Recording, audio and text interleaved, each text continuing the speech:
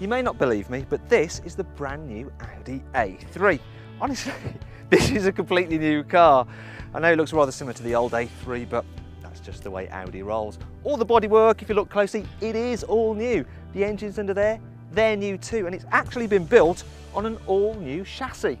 As a result, the car's got a bigger boot than before. Actually, it's pretty much as large as you can expect from a premium hatch. Now, you're probably thinking, oh my gosh, look, there's a bit of a boot lip. But fret not, people, because Audi have given you a movable boot floor, and I'll illustrate that now with a bit of camera trickery. There we go. The added advantage of that is when you've got it in place and you fold down the rear seats, you almost get a completely flat low bay. Yeah, there, see. Thanks to various cubbies, there is decent storage inside the car too. But what really impresses about the new A3's interior is the quality feel. It's even more upmarket than before, and just a cut above that of the competition. If you're the kind of person that likes to stay in boutique hotels, then you'll probably like sitting in the new Audi A3 because they do share some similarities. For instance, you've got some contemporary design features. There's cool mood lighting, there's a docking station for your iPod, and you can also connect your mobile phone to the infotainment system, which brings me on to the cool pop-up LCD screen there. You've also got air conditioning as standard if it's hot outside, and then there's even a concierge service. So if you press this button, I would like a burger and chips in my room for about 8:30, is that okay? Pardon? Oh, I forgot actually, I'm in a car, not a hotel.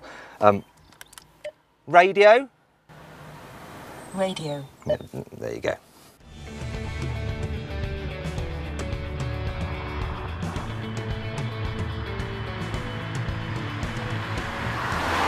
The new Audi A3 is 80 kilograms lighter than before, and this, plus a range of new engines, means it's now more efficient than ever.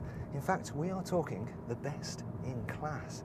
And normally for these reviews, I'd recommend a particular engine, but this time I'm not going to bother because they're all good, petrol or diesel. Just go for whichever one suits your budget and your needs best. Audi reckons the 2-litre diesel in this car will be the best seller, and in case you're wondering, it's fast, it's quiet, and it'll do almost 70 miles per gallon.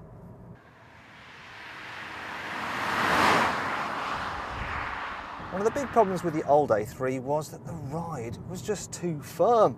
Oh, praise the Lord, Audi have gone and fixed that. In fact, I was saying earlier to my cameraman just how amazingly comfortable this car is.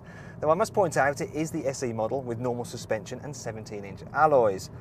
If you want to muck the comfort up completely, then go for the sport suspension. And I know what you're thinking, but Matthew, the S-Line and sports models, they just look a little bit better with their flashy bits of trim and big wheels. Well, if you do have to go for one of those, just say to your dealer, can you just let me have that car, but with a normal suspension? And they will do that, and the car will be all the better for it.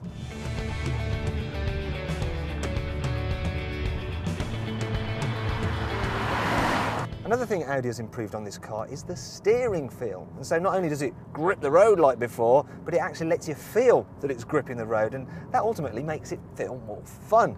Though, if I'm honest, if you want the ultimate driving machine, then the marketing men, they don't lie. It's still the rear-wheel drive BMW 1 Series.